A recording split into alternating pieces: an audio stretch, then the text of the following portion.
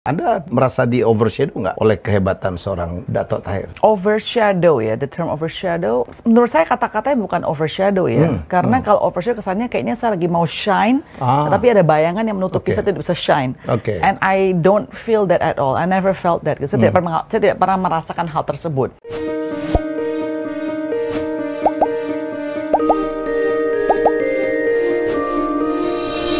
Ya, nggak perlu introduction. Grace Tahir sudah ada di studio saya. Hai Grace. Hai Pak, Bapak. Dia awkward banget panggil gua Pak atau Om gitu. Kita tuh sama-sama 6 Maret loh lahirnya. Saya nggak 6 Maret, itu salah di Wikipedia. Oh, salah di Wikipedia ya? Saya punya ulang tahun tuh akan datang hari Minggu ini. Kok jauh banget melesetnya? Iya, jauh banget. Masya Allah. Kan nggak di-revise? Ya, saya nggak tahu siapa pasang sana. Ya udah lah, whatever. Ya. Papa yang 26 Maret ya? Papa 24 Maret. Saya 11 Desember. I thought we are the same sign. Very different. Beda banget. Dia panggilnya Pak ya? Panggilnya Pak ya? Oke. 76-nya benar ya? Benar. Oke, ya udahlah. Oke, terima kasih Grace sudah ada di tempat saya. Oke banget ya, jadi dan kita sama-sama akuntan juga ya. Apparently, tapi saya nggak pernah actually praktis sebagai akuntan secara profesional. Padahal S1, S2-nya akuntan dong? Nggak, S1 saya ekonomi. Oh, ekonomi. S2 saya akuntansi. Yang di UC Berkeley? Di UC Berkeley itu ekonomi. Ekonomi. S2-nya baru akuntansi. Akuntansi. Kenapa sih milih akuntansi? Sebetulnya bukan saya pilih, betul papa saya pilih saya. Karena dia gini loh, jadi dia, emang ini benar ya, bahwa dia bilang kalau ekonomi itu lagi susah atau lagi baik, pasti perlukan. Jadi dia perlu, kita tuh ada satu tool yang bisa kita pakai, one day if something bad really happens, at least ada, accounting. People always need accountant. That's the reason why. Yeah, sure. And I think you agree lah ya. Ya, agree lah. Walaupun saya nggak banyak bekerja dalam dunia akuntansi. Exactly. Tapi it's something you always need and know and good to know ya. In the blood. Yeah. Jadi for sure waktu saya mentransformasi TVRI, it's not because I'm a creative guy. Gitu, justru lebih yang dipakai itu adalah karena saya akuntan. Karena TVRI waktu saya masuk kan berkali-kali disclaimer ya. Jadi lebih banyak perbaikin itu. Saya bilang kalau kita nggak WTP, nggak unqualified opinion, kita tidak akan mendapatkan banyak trust. Iya. Sekarang justru di perusahaan di Mayapada Group lebih banyak sebagai di bidang kesehatan ya, Grace ya? Di healthcare-nya ya, Mayapada Hospital-nya. Ya. Tapi tetap di manajemen, di accounting-nya? Nggak di accounting-nya. Saya lebih sekarang di IT/digitalnya, sama di procurement. Procurement? Iya. Oh, kenapa harus banyak yang diawasin di situ ya? Menurut saya yes. Supaya nggak jebol? Iya, tapi belum tentu 100% ya. Tapi ya, I think itu daerah rawan lah intinya begitu ya. Dan kemudian Grace juga membuat beberapa perusahaan juga masih ada hubungan dengan kesehatan ya? Iya, yang Medico itu software untuk clinics dan juga healthcare. Kalau yang Everest Media ini baru bikin ini sama sekali tidak ada hubungan kesehatan, is entertainment. Media. Menyaingin gua tuh kayaknya. Amin lah, amin. Amin, iyalah. Amin. We can learn from each other. I can learn a lot from you for sure. Dr. Aidi juga itu ya? Jadi saya tuh lebih ke suami saya sih, bukan saya. Suami juga mau bikin perusahaan-perusahaan rintisan ya? Iya, dia kan suka kerja sendiri ya, sebagai entrepreneur. Jadi dia juga ada bisnis sesuatu lebih banyak ke financialnya sih gitu loh. Cuma karena ada perusahaan-perusahaan yang bukan non financial karena untuk mungkin bantu ekosistem dan segala macam ya. Grace, saya nggak tahu apakah suka saya ngomong. Anda merasa di overshadow nggak oleh kehebatan seorang Dato' Tahir? Overshadow ya, the term overshadow. Menurut saya kata-katanya bukan overshadow ya. Karena kalau overshadow kesannya kayaknya saya lagi mau shine, tapi ada bayangan yang menutupi saya tidak bisa shine. And I don't feel that at all. I never felt that. Saya tidak pernah merasakan hal tersebut. Ya ada sedangkan pasti saya rasakan berterima kasih banget ya. Gratitude banget ya punya ayah seperti ayah saya. Itu yang saya rasakan banget gitu loh. Tapi kalau kita bilang apakah ada satu dan saya juga tidak ada satu kerasa gini loh. Oh ya saya harus mengalahkan ayah saya apa gimana, saya juga nggak ada feeling kayak begitu. Soalnya ini namanya keluarga. Kita bukan ada kompetisi, bukan lagi I need to beat you, I need to do that. It's not that gitu loh. So again, I don't know what the term is. But I do feel like I need to work hard because ayah saya dulu kerja keras. Jadi dia menginspirasi kita semua anak-anak nggak bisa nyantai-nyantai, nggak kerja. Nggak beban juga ya? beban kan ya semua kerja pasti ada beban lah. Menurut saya semua orang siapapun juga ada bebannya. Which is okay. I think life itu perlu beban, ya kan? Yeah. Tapi menurut saya tadi saya katakan bahwa lebih banyak ada ayah itu memberikan suatu apa ya, feel of responsibility. Kita harus juga bisa kerja, nggak boleh santai-santai, nggak malas-malas. I think that's yang what I get sih, jujur aja. Tiba-tiba saya dapat kalimat overshadow karena kaitannya dengan USC kan. Grace kan tamatan USC. Trojan dulu kan ada legend basket Karim Abdul-Jabbar. Saya pernah interview dia tuh dan saya tahu bahwa anaknya dia main basket dan being overshadow dan sampai stres anaknya gitu. Oh gitu ya. I think maybe ada ya. Terutama mungkin kalau dunia sportsnya udah sama similar sekali, mungkin ada feeling kayak begitu ya. And you don't feel like that? No, because again kalau kita keluarga kita nggak ada feeling kayaknya ya mau kompetisi gitu loh. Kalau itu sports mungkin ada perbedaan ya, maybe. Dan Grace merasa bagian dari bisnis keluarga ya? Of course, kan MyPada Healthcare kan family business. Kalau Everest Media bukan, tapi kalau yang MyPada kan family business. Dan jujur aja ya Pak Helmi, saya tuh dulu suka bilang kayaknya saya nggak percaya dengan kata-kata self-made gitu loh. Misal tuh Pak Helmi nih dulu, misal contohnya keluarga tidak ada, misalnya keluarga nggak mampu dan segala macam, Anda sukses, Anda seorang entrepreneur, yes.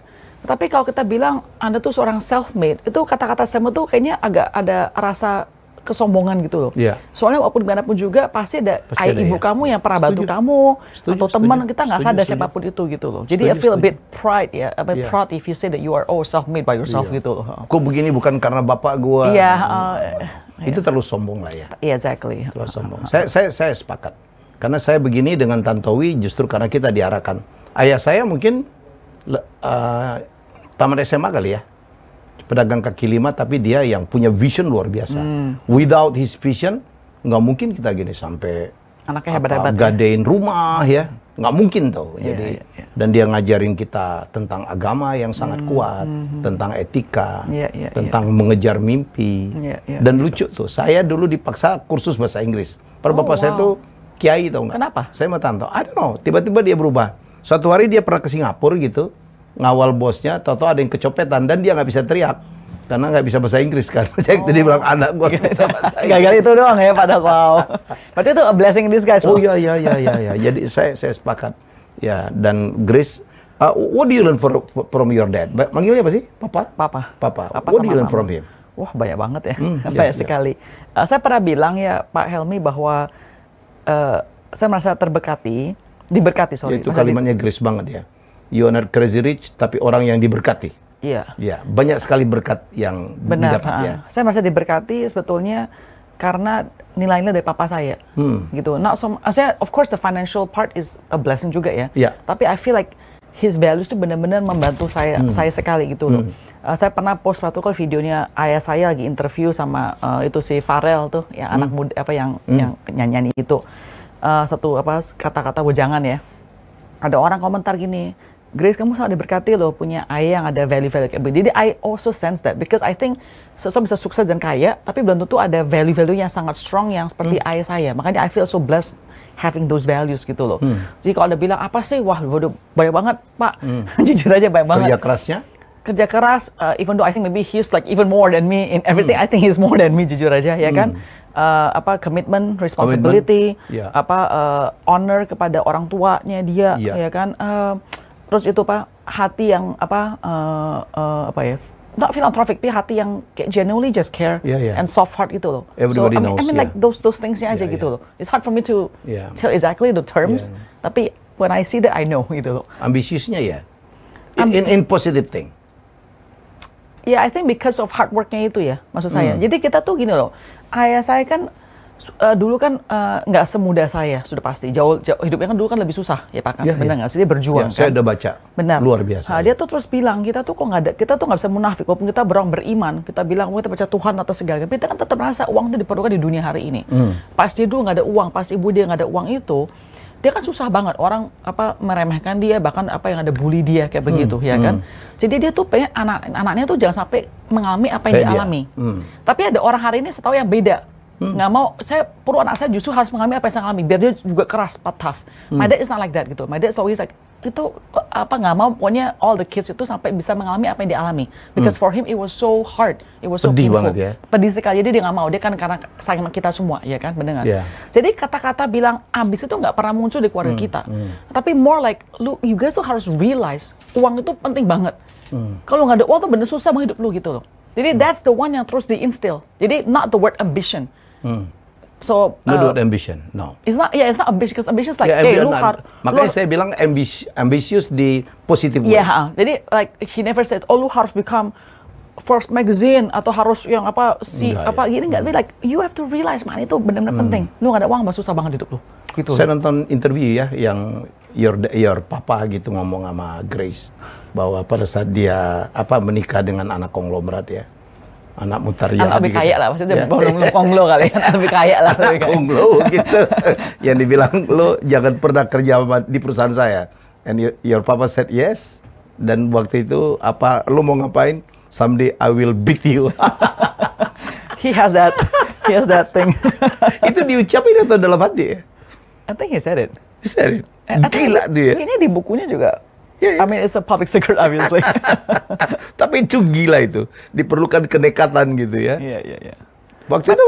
Ya mungkin gini Pak Hel, makanya saya rasa kan Aisyah udah mengalami dan emang saya merasa karakternya itu dari dari kalau saya dengan story-nya dia, kayaknya emang sudah unik gitu karakternya dia gitu loh. Ya, orangnya berani banget gitu loh. Dia suka ceritakan zaman dulu gimana ketemu preman lah, ketemu orang yang harus, jadi ada satu situasi dia ketemu preman dari luar negeri, dari Rusia, pakai gun segala macam. Dia orangnya nggak takut ya? Nggak takut.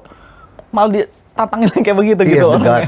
Jadi tapi saya merasa tuh benar-benar kayaknya Tuhan itu menyiapkan dia itu menjadi satu sosok figure di keluarga marga Ong tuh papa itu Ong kita itu.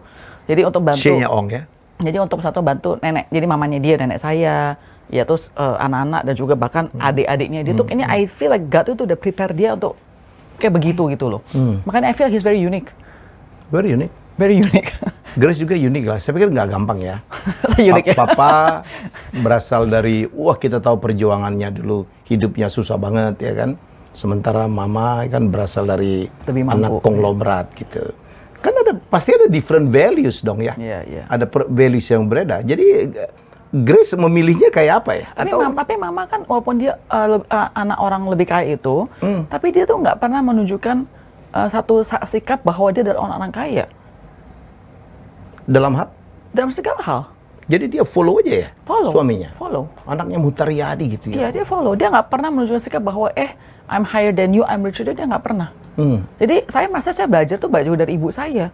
Masalah contohnya dari kita kecil, masalah uang jajan apa semua tuh dari ibu saya, yang belajar hemat itu dari ibu saya.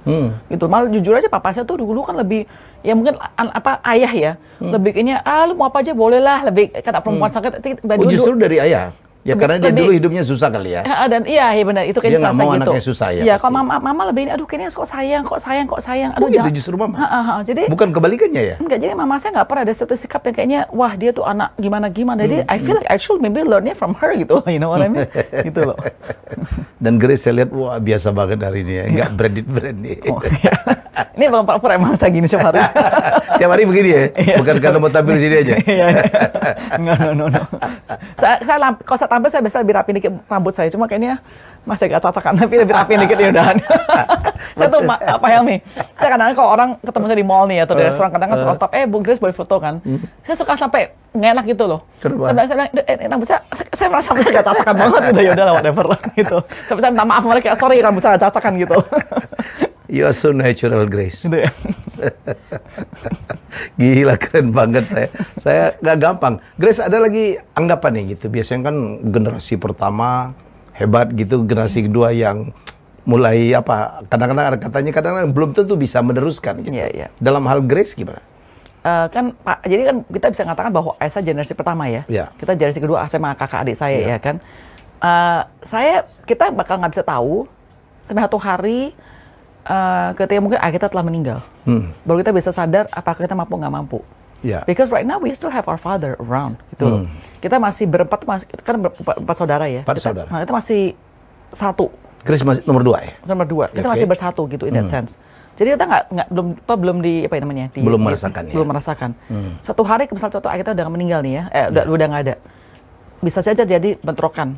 Gimana kita bisa nggak masih satu rukunnya? Company-nya mulai masih ada gejolak pasti kan? Bisa nggak kita handle sebagai satu keluarga kakak adik? Itu the real trust will come. Jadi if you ask me right now, I don't know. No. Tapi intinya ya ini satu nilai juga again yang papa saya udah terus kebersamaan itu penting banget gitu loh. Makanya kita setiap kali setelah pandemik ini ya, setiap tahun itu 2 kali pasti kita liburan harus bareng satu keluarga besar. Summer dan winter. Pokoknya pergi sama-sama kayak begini. Somewhere gitu ya. Somewhere. Wow. And he also, ya, dia juga memberikan banyak contoh ya dengan dia menjaga kedua adik perempuannya. Jadi dia mau nunjukin by example aja gitu. Jadi kita juga like, oh iya, papa kayak gitu. Jadi kita juga harusnya saling jaga, keponakan juga saling jaga kayak begini. Kemarin ini kan adik ipar saya tuh meninggal. Shock ya kepada keluarga kita. Itu masih umur 45 tahun, 45 tahun. So young. Summary beberapa bulan yang lalu ya kan. It was saddening, it was shocking because tiba-tiba, ya kan. Nah, pas itu terjadi gitu kan langsung semua sedih tapi juga harus repot semua gini ya. Ya, tapi saya merasa bersyukur adalah ayah melihat bahwa papa melihat bahwa kita tuh semua kakak adik tuh meng-support adik kita yang yang suaminya meninggal gitu loh. Kita dan adik saya kecil Jonathan itu juga mulai rise up as the only son kan in the family. Untuk mulai jagain, melihatin juga keponakannya dia daripada yang tadi saya katakan itu. Jadi this kind of thing kita tuh natural gitu, bukan dipaksa, buat beban gitu loh. Because mungkin selama ini papa ya kayak begitu juga gitu loh. Papa menunjukkan ya? Papa menunjukkan. Nah. Wow, luar. Kita belajar banyak ya dari keluarga Dato. Semoga ya, semoga. Ya, Dato Tahir. Dia dapat gelar Dato itu dari mana sih? Gue nggak dapat. Malaysia ya? Malaysia. Atau kamu telepon, saya nggak tahu di mana juga. Dari mana sih Sri Dato Tahir gitu? Ternyata saya dulu kan kita nyebutnya Dokter Tahir aja kan? Iya. Kayaknya ternyata orang tambah banyak titel ya. Anda apa sekarang? Ada dokter, ada Dokter S. No. DRS. Oh itu salah itu juga Wikipedia itu salah juga. Itu Dokter Andes enak aja. Gue nggak bangga banget. Itu tua banget kesannya. Gitu ya? Itu gelar Dokter Andes, Dokter Anda gitu. Wikipedia juga salah. Banyak yang salah tuh. Gitu ya? Banyak yang salah siapa yang nulis gitu. Ada sesuatu yang nggak tepat banget gitu. Termasuk kenapa saya dipecat di TVRI gitu. Saya bilang sama tim saya, tolong dikoreksi dong gitu. Ya tapi I don't care lah, biarin aja. Ya udah makanya. Yang lucu waktu diperkenalkan pembicara seminar Dokter Andes Helmiaya, and I hate to be said as an actor. Di situ tulis. Oh iya. Aktor dari mana sih gitu? Saya main film paling cameo aja lah ya. Jadi kadang-kadang wiki itu kita nggak perlu, kadang-kadang belum tentu bisa dipercaya juga. Karena kan ditulis orang lain ya. Oh iya. Grace, kembali to your family, itu berempat sudah ada pembagian nggak? Papa udah bagi kamu bidang ini kan bisnisnya kan banyak banget ya? Ya bidangnya udah. Jadi ada yang contoh saya di healthcare, ada yang di properti, ada di bank, itu udah ada. Yang di bank siapa? Jonathan? Nggak, kakak saya yang paling besar. Yang paling besar. Jane. Oke. Yang di properti? Lebih ke hotel, jadi itu adik saya Victoria. Yang perempuan. Kita kan 3 perempuan 1 laki, tapi cuma ada laki Jonathan, cuma di only son. Wah, ini putra mahkota nih, mestinya. Enggak juga begitu. Enggak apa-apa loh. Masa banyak orang kan mungkin merasa saya bakal jealous ya. Enggak loh. Maksudnya kita nggak ada feeling kayaknya, wah, kok anak cowok gimana? Enggak loh. I mean, like we're okay beneran. We're okay. Jadi papa treat the same ya? He treat us, tapi gini loh, soalnya dia kan juga ceritanya sama, dia tuh the only son di keluarganya dia. Dia laki-laki pertama, anak pertama, dan 2 adik perempuan. Jadi dia tuh lihat keluarganya dia ada tiba-tiba satu anak laki-laki tapi kecil. Jadi dia ada suatu ekspektasi bahwa Jonathan tuh nanti harus bisa bantu jagain kakak-kakaknya perempuan, karena perempuannya gitu loh. Mungkin banyak orang kritik, wah lu kok zaman feudal, zaman kuno apa gimana, tapi ya kita nggak bisa terlalu blame ya, maksudnya kan kebudayaan orang dan so many years pengalaman kayak begitu ya, it happen like that gitu loh. Tapi papa saya maksudnya bagusnya dia nggak pernah bilang, oh kalau perempuan di rumah aja ya, pokoknya nggak boleh kerja. Maksudnya papa saya nggak ada kayak begitu, kita mau kerja kita ya dia dukung dan dia bantu. Maksudnya I appreciate that gitu loh. Oke, good lesson lah ya. Jadi terus kenapa sih Grace kok bikin YouTube gitu, bikin channel? Apa sih di balik ini? Kata tadi Anda bilang saya masih kurang apa kerjanya? Karena emang saya darah itu ada darah kreatif kayaknya deh. Saya nggak tahu kenapa. Saya dari umur SD 1 itu udah suka pengen jadi sutradara film betulnya. Oh iya? Cuma nggak kesampaian. Mesti di USC udah bener loh itu. Saya pengen di sana, tapi nggak boleh sama ayah pas itu. Papa ya, saya sekolah film terbaik lah, ada George Lucas ya. Iya, jadi nggak boleh kan intinya. Karena ya mungkin nggak normal ya orang nggak ada time, especially zaman dulu kayaknya nggak normal ya masa gitu. Tadi kan poinnya tuh, dia anak tuh udah satu tool yang bisa dipakai satu hari kan. Untuk pegangan lah, manage the company ya. Pegangan. Nanti kalau film apa yang dipegang gitu kan, filmnya susah, apa Indonya susah banget gitu kan. Jadi gara-gara pandemik Pak, saya mulai iseng aja interview orang pakai IG Live, pakai Zoom. Ya akhirnya saya pikir ya kita harus kerja ada satu tujuan kan. So let's just do this. I'm already at this age, menunggu apa lagi gitu loh. Dan lucu banget tiba-tiba lo memparodikan Indra Kents gitu. Saya nggak pernah sebut namanya loh. Kita nggak perlu bahas lah ya. Gua aja yang nyebut, lu nggak usah lah. Siapa itu? Di Grace gitu memang nggak suka banget lihat orang pamer-pamer gitu ya. Tapi kalau mau be fair, itu ide itu, pas itu saya nggak pernah sebut nama loh. Saya cuma bilang, kita tapi everybody knows. Bukan, maksudnya pas kita ngomong. Tapi lu nyebut murah banget. That's it. Nggak, pas di parodi saya cuma bilang ke grup ada teman-teman saya, tim saya bilang, kita parodi orang-orang yang suka ngeflex kayak begitu. Itu aja saya ngomong gitu aja. Terus pas itu saya nggak tahu siapa. Saya nggak tahu siapa beneran. Terus ada tuh tim member saya bilang, oh there's this person. Coba nonton videonya gitu-gitu. So that's the first time I heard. Jujur aja gitu. Tapi when you ask me this question, suka apa nggak suka? Actually my answer is saya bilang saya nggak peduli. Because actually it's not my money. Yeah, I know. Misal Pak Helmi sekarang mau bajunya atas bawah, mau merek apapun, Anda mau wanita apapun, like why do I care? Like let you have your money, let you live your life ya. It's not up to me. Saya nggak mau kepo-kepo. Tapi for me saya ada sikap lah ya dalam penduduk kita yang miskin masih banyak. Empati. Dan makin banyak loh. Pasti. Grace, saya kemarin kaget membaca satu penelitian dari Semeru Institute yang mengatakan bahwa 40% anak orang miskin akan tetap miskin. Pasti. Ya, kenapa? Karena kalau bapaknya miskin, tidak mampu untuk memasukkan anaknya ke sekolah-sekolah yang lebih bagus. Benar. Begitu pendidikannya tidak tinggi, anaknya pasti juga akan mendapatkan pekerjaan-pekerjaan yang tidak menghasilkan pendapatan yang tinggi. Saya pikir kita harus potong nih gitu ya. Kita harus we have to do something gitu. Kepedulian. No, I think itu setuju banget Pak Helmi. Jadi tadi yang saya bilang ini, saya nggak peduli kenapa begini. Soalnya saya merasa saya itu tidak satu posisi di mana saya mau mengubah Pak Helmi sebagai seseorang. Misalnya Pak Helmi suka ngeflex. It's not in my power to change you, gitu loh. Jadi orang itu mau kayak begitu terserah mereka. Tapi kalau buat saya seperti Pak Helmi, saya merasa why do I need to do that? Pertama-tama saya nggak enjoy, kedua saya masih awkward. Jadi kalau Anda nonton saya punya interview sama orang-orang itu, tiba kata atau sultan, saya langsung kayaknya kayak gitu kayak feeling awkward sendiri gitu, you know what I mean? Terus yang tadi Bapak bilang masalah orang miskin, kata miskin itu the cycle itu, saya itu setuju banget. Saya juga melihat sendiri mata saya Pak, pas pelayanan saya gitu loh. Kita pengen bantu anaknya kuliah, malah orang tuanya bilang nggak usah kuliah. Biar ini kan kuliah soal kuliah itu kan mereka kan perlu waktu, nggak bisa kerja. Mereka pengen anak itu langsung bisa udah SMK atau SMA itu langsung kerja biar ada uang buat bantu orang tuanya. Nggak mau kuliah. Jadi kita harus convince them for many years so that they can change their mind. It's all about mindset. Mindset kalau diubah tuh ternyata nggak gampang. Kita pikir kita kasih mereka uang apa itu nggak gampang sekali. Kita pernah coba nih stylenya pakai kita bantu pakai uang aja ya. Dan waktu dikit langsung habis karena mereka nggak tahu manage. Bersepeda nih bisa mau beli apa. Tatonya nggak bisa manage bisnisnya jadi langsung habis gitu aja. Terus sepedanya kecolong, kayak begitu. So that part I really agree. And saya merasa gimana ya caranya, gimana saya juga belum I'm not like you in that position or in that experience ya Pak ya. Tapi if you're doing something about it, that is really good sih. Because the mentality of people itu perlu diubah dan I'm just doing my part yang what I can do I share gitu aja sih Pak Helmi. Ya saya tuh cukup banyak mengangkat ya orang-orang dari keluarga miskin like me gitu bisa sukses. Kenapa? Karena pendidikan tinggi. Ya karena kerja keras gitu. Jadi yang itu tuh punya mindset, punya cita-cita gitu. Seperti ayah Anda ya tadi ya? Beda ya. Jadi beda, itu gitu. Saya pernah ngangkat ya, saya pernah ngundang juga siapa? Jadi saya lupa tuh yang juragan tol itu.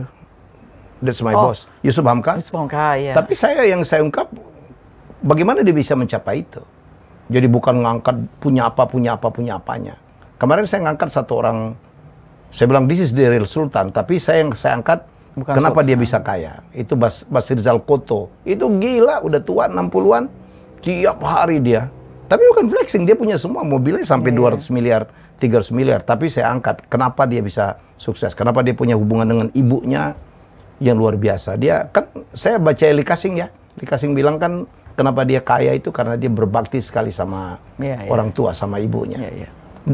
Pernah dengar itu ya? Iya, itu ayah juga ngomong itu sekali. Iya, Kalau itu kita punya kitab suci sih ngomong demikian juga sih gitu. Ada 3 investment kan, investment di ilmu, investment di menolong orang lain, dan investment berbakti kepada orang tua, terutama ibu. Pak Helmi, jadi setelah Anda interview banyak orang, saya bahkan nanya Pak Helmi ini, setelah Anda interview banyak orang sukses-sukses kayak gini, apakah ada sih satu kunci sukses? Susah ya. Tapi saya bilang one off ya. Jadi menurut saya apa yang dikatakan Lee Ka-shing itu betul tuh. Kita harus berilmu. Nomor 2 harus sosial. Karena the more we give, the more we receive. Yaitu seluruh agama menjalankan itu, dan itu juga yang dipraktekkan oleh Dato' Tahir ya. Sampai dapat penghargaan dari Melinda Foundation sebagainya.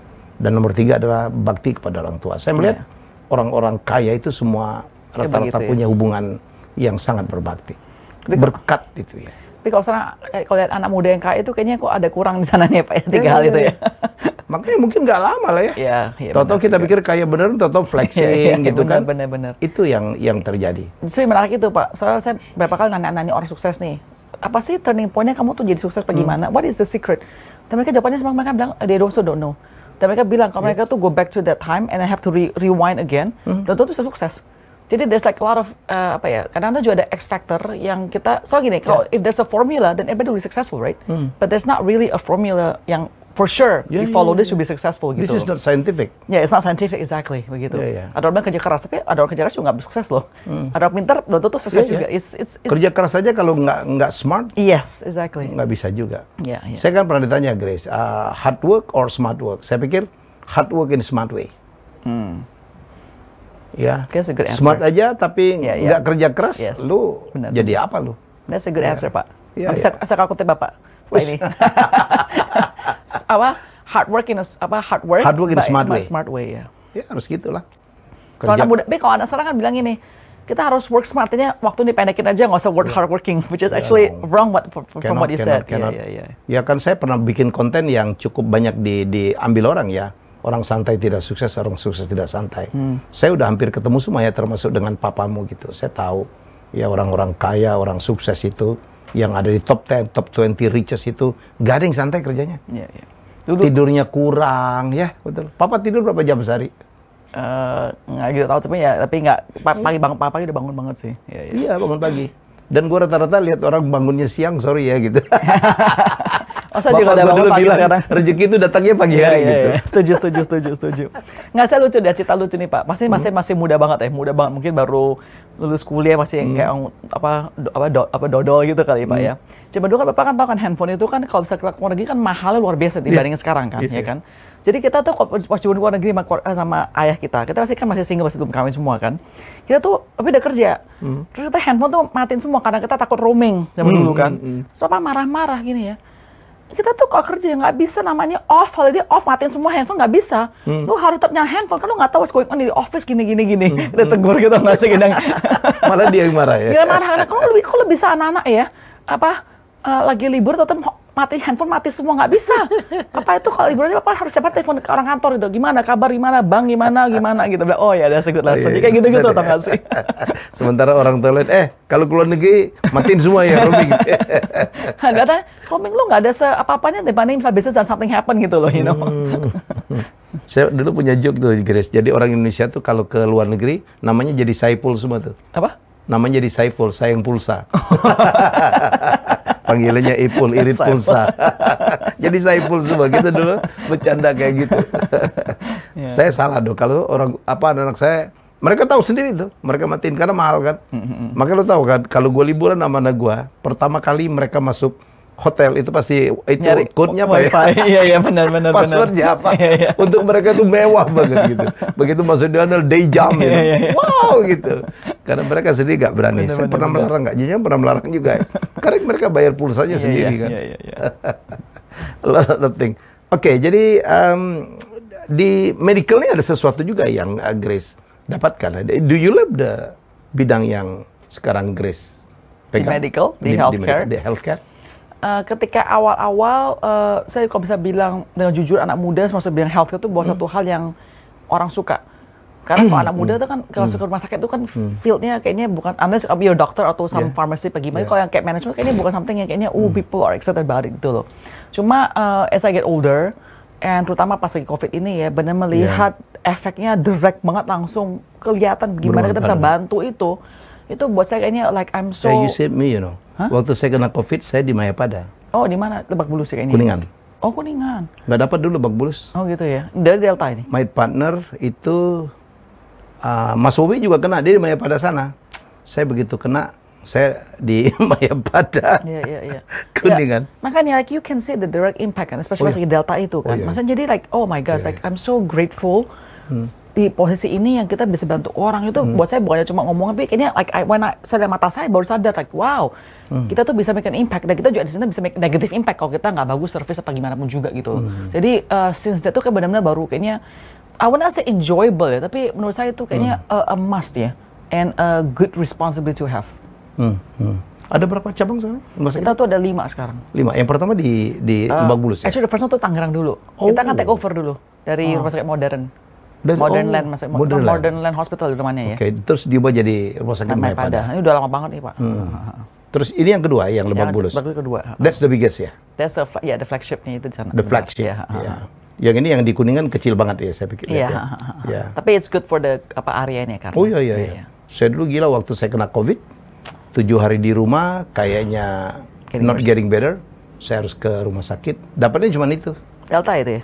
Enggak, sebelum. Oh, yang alpha itu? Iya. Beta itu. Ya, tapi saya nggak terlalu menderita, tapi harus isolasi. Iya. Saya kesel aja kalau isolasi di rumah kan ngeri nularin yang lain ya. Itu kan mau vaksin semua soalnya Mas itu. Iya. Wow, luar biasa. Ini kalau mikir lama, kalau mikir pandemi itu kayak it's a crazy world ya. You pass through that 2 years, man, it's crazy. Iya. Jadi saya pikir industri healthcare itu adalah sesuatu yang memang kita sangat butuhkan. Dari pengalaman pandemi kita tahu bahwa jumlah rumah sakit di Indonesia masih sangat kurang ya, Grace. Dari dulu sudah tahu sih Pak. Iya. Bukan cuma rumah sakit itu loh. Tenaga ahli. Tenaga ahli juga semua kurang. Dan saya dengar pemerintah memang nggak tahu saya. Saya pernah ngomong dengan Profesor Eka ya, the brain master, dia bilang gitu. Dia lagi COVID loh, lagi COVID di Siloam, ya. Dan saya wawancara dia ngomongin itu. Kenapa ya? Banyak konglomerat mau bikin rumah sakit juga ternyata give up karena izinnya lama banget. Izin ya nanti saya ngomongin nanti saya maksudnya birokrasinya panjang banget kan? Ya, dan bahkan bukan cuma itu saja ya Pak. Misal contohnya kita lihat seorang dokter untuk lulus atau seorang tenaga kerja nakes itu juga lulus kan banyak sekali tantangan mereka harus alami betul. Jadi it makes it even harder. Dan terus kita lihat juga konsentrasi juga semua dibanyakan di kota besar di Jakarta. Kalau di kota itu benar hampir nggak ada. Betul. So it's a bit kita udah kekurangan tenaga ahli lah, yang S2 spesialis kan kurang lah ya. Karena untuk menjadi spesialis kan susah banget di Indonesia ya. Dan ini bukan cuma masalah pemerintah, bukan masalah Menteri Kesehatan doang loh Pak. Maksud saya ini juga ada hubungan dengan ID, organisasi dokteran juga itu kan play an important role gitu. Iya. Buka aja gitu. Jangan sampai kita ngimpor spesialis dari luar, salah lagi nanti. Kita nggak boleh sekarang ini kan. Tuh bayangin. We need them. If you say that, Prof. Eka juga ngomong gitu. Saya tahu dari beliau bahwa yang diperbolehkan, correct me if I'm wrong ya, pada saat kita wawancara hanya bisa dilakukan di Fakultas Kedokteran Negeri gitu-gitu. Iya, kita nggak boleh import. Kita nggak boleh. Ada sih dokter yang dari luar negeri masuk, tapi secara diem-diem itu ada. Tapi kebanyakan dokter kecantikan, estetik kayak gitu-gitulah. Estetik. Tapi masa kita enggak ya. Tapi saya itu yang terjadi kayak begitu. Tapi kalau kita ngomong kayak contoh perawat aja, malah terjadi adalah kita perawatnya banyak suka diekspor ke luar negeri. Wah, tambah susah lagi kan. Karena mereka ke luar negeri itu gaji tinggi ya. Udah nggak mau jadi sini. Jadi oh my gosh, it's tough one. Jadi kita sekarang itu jujur aja kita tuh lagi kesulitan nggak jadi dokter. Perawat utang susah. Kayak rebut-rebutan, maksudnya karena sedikit sekali jumlahnya begitu loh. Bukannya sekolah kesehatan gitu banyak kayak Grace? Sekolah kesehatan maksudnya sekolah apa? Yang menghasilkan perawat-perawat itu. Saya lihat di Palembang aja 20 lebih tuh. Kita lagi bikin juga MyPada sekarang. Kita juga harus ada sendiri kan. Harus buat sendiri. Soalnya kita harus supply. Kayak Silonga juga ada dia punya itu kan. Dari UPH-nya bikin juga, perawatnya juga. Karena udah harus depend on ourselves. Yeah. Dulu kita kan jemput bola kan, nyari-nyari di yayasan-yayasan tersebut tuh kasih kita ya. Tapi susah karena juga banyak masyarakat minta, ayo kasih kita. Jadi akhirnya kesusahan Judita harus bikin sendiri. Iya, bikin sendiri. Dude. Wow, gitu. Udah berapa tahun di healthcare? Dulu sebelumnya di Siloam ya, Grace? Pas saya lulus tuh saya ke Singapura dulu di Parkway Group. Pas itu ke Siloam di sana for like 2 or 3 years, saya lupa deh. Oh, Siloam yang di sana? Siloam yang di itu enggak, Siloam yang di mana di Karawaci. Ya. Makanya Profesor Eka semua saya kenal semua itu orang-orang sana ya kan. Saya dulu tinggal di Karawaci soalnya. Terus for a long time saya nggak di healthcare. Terus Pak Tahir pas mau beli rumah sakitnya baru itu saya dimasukin sana lagi, family business saya dimasukin healthcare. And you love it? Again, not love, more like I need to do it. You need to do it. Yeah. Pernah dapat pengalaman yang, wih, bener saya di sini. Pernah nggak dapat pengalaman? Ya itu, pas saya merasa itu. Pas main COVID itu, saya merasa benar-benar kayaknya this is the right place for me to be. Gitu, because dan kadang-kadang bukan hal itu, kadang-kadang kita mengakui loh Pak, maksudnya MyPada kita tuh bukannya udah sempurna, masih banyak kekurangan lah pastinya begitu. Ya kan ada service kayak gini-gini. And somehow saya melihat sendiri itu, dan karena sudah pasien juga kan, kita kan gregetan juga kan, kadang kayak begitu-begitu. There's things that I can do, there things that I cannot do. Okay, let's just put it that way. Jadi kadang tuh salahnya bukan necessary management, kadang ada a lot of things that we cannot control. Contohnya masa dokter datang tepat waktu. Itu kan bikin orang jadi panjang waktu lebar sekali kan ngantrinya kayak begitu. We cannot control the doctors. We cannot. Gitu. But people always think, oh, it's the hospital fault. But actually it's not. We just cannot control. Gitu loh. Nah, jadi intinya what we try to do adalah ya udah, I need to improve on the things that we can control. Begitu. That's all I can do. Gitu. Tapi when I see the things that are happening, kemarin ada satu kasus kan yang viral Pak, video itu orang Surabaya itu yang Bapak Bupati siapa ya? Kepala Surabaya marah-marah. Kenapa dia ngantri marah-marah pakai itu? Nah, itu kita juga alami gitu loh, Pak. Jadi ya saya pengen sebagai saya punya patient experience bisa dibantu ke manajemen agar mengerti loh, kita tuh nggak bisa cold, kita nggak bisa kayaknya birokrasi masa terlalu lama orang nanti tuh suka kayak hal kecil kayak gini Pak gitu loh. So my point is to improve the patient experience. Digital itu membantu nggak ya? We need it, for sure, for sure.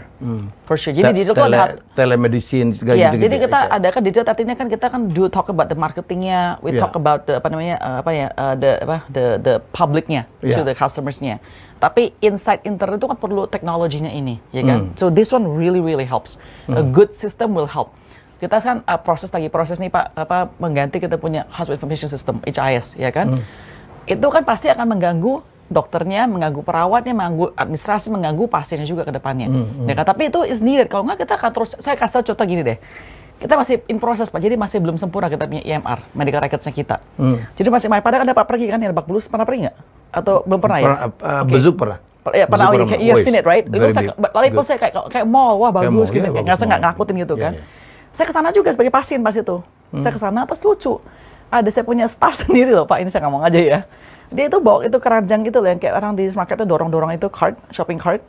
Itu full of the files of patient. Dia lagi keliling-keliling ke departemen ini OBGYN, ambil EMR filenya, habis itu dorong ke dentist, ambil file. Saya dalam hati saya bilang ini, waduh, masa kita bagus keluarnya. Ini kok pasti kuno style pakai dorong-dorong kayak begini, you know? And it takes a long time. Bisa pasti datang minta datanya. Kalau semua belum digitalize, wah bisa lama sekali nyari data kayak begitu, you can imagine, right? Nah ini yang kita harus terus improve Pak gitu. Ya paling nyebelin tuh ke rumah sakit tuh kita disuruh ngisi isian lagi, saya bilang nggak cukup, dulu pernah obatnya apa aja, sama dokter ini aja. EMR, itu kan bisa di-digitalize ya. Yes. Bila perlu pakai face recognition udah ketahuan ya kan? Makanya sekarang itu pemerintah kan sudah bikin peraturan, harus EMR by 2024 kalau nggak salah, atau 2023, harus EMR semua rumah sakit gitu. So that's why kita lagi kejar-kejaran nih, harus dibikin kayak begitu. It has to be, EMR tuh honestly is not the easiest. Actually it's the hardest part of HIS. Sorry ini ngomongnya terlalu teknikal banget ya. Gini gitu. Karena kita perlu banget lah ya. Karena ini kan bagian dari pelayanan. COVID mengajarkan kita bahwa kita butuh banget. Kita masih ingat ya zaman itu, ya waktu Prof Eka kena COVID itu, wah gila, pasien ada di bangsal-bangsal, di tempat parkir. Banyak tenaga medis yang ikut convicted gitu, menurut saya sih. Wah, jangan sampai kejadian karena kita kurang banget. Dan Pak Hermes tahu kan ya, misal contohnya satu perusahaan itu, when you talk about IT budget is huge numbernya, ya kan? Nah, tapi management always think kan nggak ada ROI-nya. Jadi they think it's not important gitu loh. You know? Jadi kita tuh, this is always the dilemma gitu loh Pak. EMR mahal loh, EMR tuh mahal sekali Pak. HIS tuh mahal banget, ya kan? Tapi nggak bisa justifiable, bakal misalnya, ya we cannot justify exactly cost return of investment gimana, kita nggak tahu juga. Tapi ya this is what I have to fight for gitu loh. Ya you need to make the hospital very very smart. Gitu loh. Dan kita berharap juga, kan terus terang ya, equipmentnya kan masih banyak dari impor ya. Oh iya. Ya mungkin saya dengar pajaknya cukup tinggi ya, Grace. Kenapa itu yang nggak diturunin ya? I think you can talk to your friends yes, up there. That's my territory. Yeah. I just need your confirmation. Is it right ya? Yeah. Jadi supaya biaya. Tapi itu kan berarti kan harus bicaranya sama supplier medical equipment ya. Bukan, kita kan cuma pembelinya. Iya. So those big companies. Kalau pemerintah menurunkan pajaknya, saya pikir it will help people gitu. Karena jadi untuk treatment gitu nggak mahal banget. Karena kita tahu di Indonesia mahal banget. That's why banyak yang ke Pineng gitu ya. Yeah, that's the thing ya. Karena saya juga nggak mau hipokrit ya. Saya jujur aja, maksudnya there's certain procedure that I do. Saya juga masih kerja di luar negeri, Pak. Iya. Even though I have a hospital loh. Kenapa? Karena biayanya atau karena quality? For me is the quality. Quality of the people. Of the doctor. The doctor. Saya ngomong ini pasti bakal teknis sama dokter saya. Oh gini. Ini gini ya Pak ya. Sebetulnya bukan masa dokter kita nggak bagus, bukan loh. Actually it's not at all. Yang saya perhatikan, ada yang perhatikan yang saya tahu adalah begini Pak. Kalau Bapak misalnya contohnya ke luar negeri nih berobat, seharusnya Bapak pasti pernah keluar berobat kan, ya kan? Yang akan Anda alami adalah different specialists from different field will come and look at your case. They work together to find out what is the problem. Di Indonesia terbanyak segregasi. Oh, misalnya Anda nih, pusingnya di pusing, Anda ke neurologi. Cuma kan neurologi akan lihat Anda punya kasus. Tapi belum tentu ada masa di sini, bisa saja ada jantung. But the cardiologist will never look at your case. Which is actually dangerous because kan bisa a lot of things gitu loh. Nah, this is I think yang suka terjadi kayak begitu, Pak. It's not about people, tentang koordinasi dong kalau gitu ya. Yeah, tapi kan like I said before, doctors itu, my uncle always says, ini Pak James yang ngomong, dia ada 3 orang yang dia pernah ngalamin, yang paling susah, orang yang dia ketemu yang paling susah dihadapin. Satu adalah dokter, satu adalah asuransi agent, satu ada guru. Karena kita kan business people, karena mungkin kalau dokter kan mereka kan ngomongannya pasti kan beda, idealismenya beda, guru pun demikian ya kan. Jadi he said this very hard, and I know doctors tuh nggak easy because they're doctors. If you're not a doctor, forget it ngomong sama dia. I don't care who you are, I'm a doctor. Why do I need you? Ya kan, you need me gitu loh. Jadi there's a lot of things that we cannot really control juga Pak, jujur aja. Especially if they're profesor, udah high specialist, wah kita mau apa Pak? Kita perlu mereka. Ya semoga obrolan ini didengerin ya, karena kita kepengen betul. Saya dengar Pak Erick Thohir pun mau bikin mayo lah di Bali. But that's just the brand. What about the inside kan? Yeah, about the inside. Saya udah bilang juga. I don't know if he can, from him maybe bisa breakthrough and bisa import itu. He was my guest. Dia bilang dia harus itu. Saya bilang hati-hati loh, nyari spesialis ini susah. Tolong itunya dibuka juga. Ya kan nomor 2 dia bilang tentang obat ya. Obat itu di sini kan kalau bikin obat kan perizinannya kan lama banget, Grace. Gitu. Itu yang membuat kita ngimpor dan mahal ya. Ya, jadi kan dulu kan ada yang bikin perbandingan kenapa obat yang sama di sini dan di negara tetangga kayak di Malaysia di sana lebih murah. Jadi a lot of thing lah yang kita pikir kita bisa untuk melakukan itu. Bisa, pasti bisa. Kita nggak kalah pinter, nggak kalah hardworking kok, Pak. Gitu loh. Dulu kan kita tahu juga di Singapura kan banyak dokter-dokter Indonesia yang dipakai di sana ya. Iya. Jadi artinya untuk quality bisa banget Pak. Bisa banget gitu. Tinggal masalah sistem ya. Sistem manajemennya, communication, all of those things nanti begitu. Cultural mindset yang harus di-change juga menurut saya ya. Wow. Gitu. Saya pikir punya target berapa rumah sakit banyak pada? Ya, aminin aja lah Pak, doain aja. Gini. Karena Om James sudah berapa? Siloam udah berapa tapi kita ya? bukan lagi mau kompetisi mereka sih Pak, jujur aja. Kita tuh kita punya goal adalah just to make a good hospital, targetnya major cities dulu aja sih Pak, for now. Major cities ya. Because kita tahu untuk kita at least ya, kita ada like suggest now limitation in terms of tenaga kerjanya itu susah gitu loh. Jadi if we open up in a very small, I know that they need those ya, you know what I mean? Tapi if Miss Lom have that access, let them do it aja. Kita nggak harus main di same field. Let them do what they know best because they're good in going into those remote areas, right? They have the support and the resource already, so let them do that aja. Kita belum kesana, jadi it's okay, nggak apa-apa. Kita fokus on the big cities dulu gitu. Okay, Grace, thank you so much. Thanks Pak Helmi. Very good discussion. Kayaknya kita lanjut di luar nih ngomongin apa. Kayaknya banyak ngomongin, saya ngomongin apa ya. Ini kayak ngobrol sama dosen ya saya beneran. dosen, kita sama-sama akuntan. Iya. Akuntan yang nyasar. Untung nggak dites akuntansi, terus lupa semua nih. Gue debit kredit udah gak hafal. Ya itulah proses dengan Grace Tahir, kita mencoba membahas dari perspektif yang berbeda ya. Semoga mendapatkan banyak insight, banyak inspirasi ya. Ini contoh, jadi lahir dari keluarga konglomerat sebelah menyebelah nih. Ya, dari papanya, dari mamanya ke sana gitu. Tapi ya yang kita lihat very humble gitu dan biasa aja gitu. Padahal nggak tahu saya di sananya. Oh, tetap gini ya. Dia sangat natural ya. Oke, kita jumpa lagi dengan tamu hebat saya selanjutnya. Bye-bye. Terima kasih sudah menonton Helmiah Bicara.